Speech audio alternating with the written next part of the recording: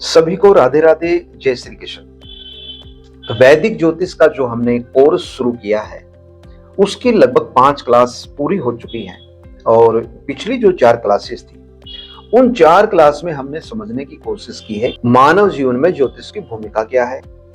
हमारे जिन पूर्वजों ऋषि मुनियों ने ज्योतिष की संरचना की है उनका उद्देश्य क्या था, वेदों में वर्णित ज्योतिष क्या है, हमारे जीवन में किस प्रकार से यह प्रभाव डालती है और किस प्रकार मानव जीवन को सरल और सुखद बनाने के लिए ये हमें सूत्र बताती है।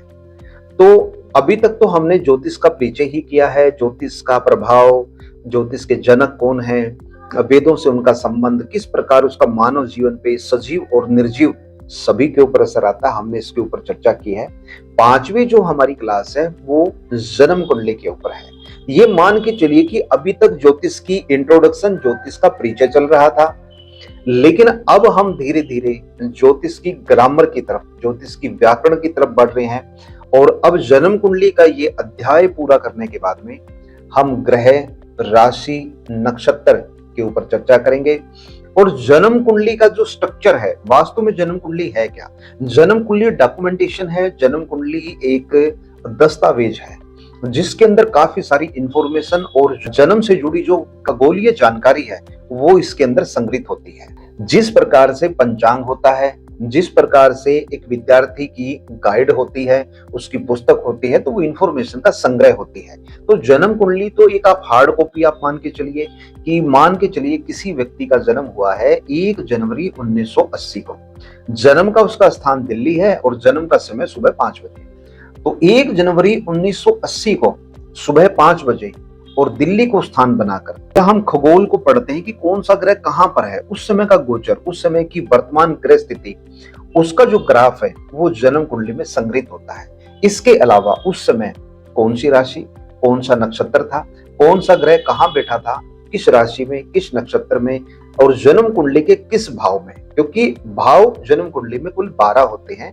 उन 12 भाव में जो पहला भाव है उसको लगन मान लिया जाता है। हालांकि दक्षिण भारतीय जो पद्धतियां हैं उनमें राशियां नहीं बदलती, भाव बदलते हैं, लेकिन उत्तर भारत का जो पैटर्न है जन्म कुंडली का, उसमें भाव निर्धारित होते हैं, फिक्स होते हैं, राशियां बदलती रहती हैं। तो हम उत्तर भारत में काम कर रहे हैं तो हम उसी का पालन करते हुए, उसी उत्तर भारतीय पद्धति को हम अपनाते हुए हम इसके ऊपर वर्क करेंगे। पहला जो भाव है उसको लगन कहते हैं। ये लगन ही सब कुछ है। आप जन्म कुंडली के दोनों ही जो पैटर्न है, साउथ इंडियन और नॉर्थ इंडियन, दोनों ही आप स्क्रीन पे देखेंगे।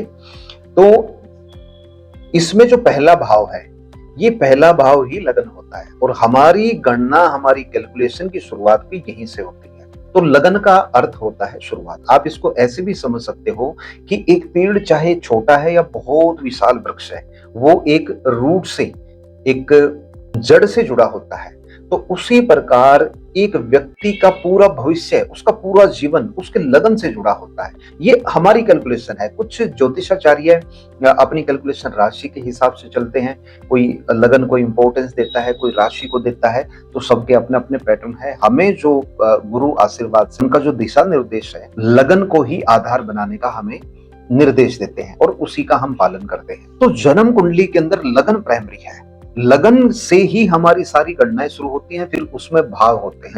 वैसे जन्म कुंडली के अंदर एक लगन कुंडली बनी होती है, फिर उसी कुंडली के साथ साथ में नवांश कुंडली होती है जिसको D9 बोलते हैं, जन्म कुंडली या फिर D1 भी बोलते हैं। तो ये D1, D9, D10 ये सब वर्ग कुंडलियों के अंदर आ जाते हैं जिनको डिविजनल चार्ट बोलते हैं। एक होती है लगन कुंडली और उसके साथ साथ में होती हैं उसकी वर्ग कुंडलियां, तो ये भी कैलकुलेशन उसी में आती है। साढ़े साथी के बारे में, मंगलिक के बारे में, कौन सा नक्षत्र, कौन सा ग्रह, कौन सा राशि आपस में संबंध बना के बैठे हैं, कौन सा ग्रह नीच का है, कौन सा उच्च का है, किस ग्रह की कहां पर दृष्टि है, और ये सारी कैलकुलेशन निकलती है जन्म कुंडली से। तो जन्म कुंडली से ही हमें वो सारे ग्राफ मिल जाते हैं, हमें पता लगता है कि आपका ग्रह कौन सा शुभ है, कौन सा अशुभ है, आपकी कौन से ग्रह की कब दशाएं आएंगी। तो और भी बहुत सारी सारणियां होती हैं, घात चक्र है, तारा चक्र है, सर्वाष्टक वर्ग है, ग्रह मैत्री, ये सारी डिटेल जन्म कुंडली के अंदर होती है।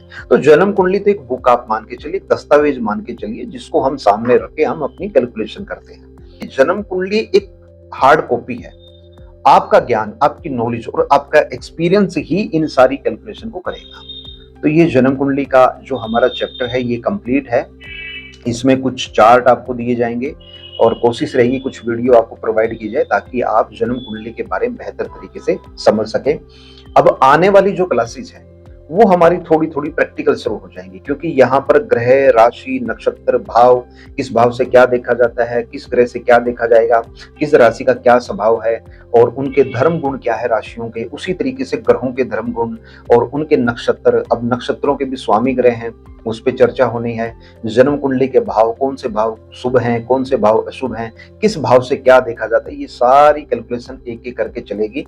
अब ये चैप्टर कम बोरिंग होंगे। पहले के जो चैप्टर थे वो फिर भी थोड़ा सा बोरिंग थे, लेकिन आने वाले समय में अब चुस्ती आपको बढ़ानी होगी और चीजों को प्रैक्टिकली अब हमें लेके चलना होगा। तो अब जो आने वाली क्लासेस हैं वो थोड़ी रिटर्न वर्क की तरफ जाएंगी, कुछ पेपर वर्क भी उसमें होगा, आपको होमवर्क भी करना है, कुछ चीजों का आपको अभ्यास करना है, उनका याद भी आपने करना, उनको रिविजन करना है। तो अब धीरे धीरे हम आगे बढ़ रहे हैं। तो आने वाली जो हमारी छठी क्लास होगी ये ग्रहों से शुरू हो जाएगी, जो कि ग्रह, राशि, नक्षत्र इन सबको एक एक करके कवर करती है।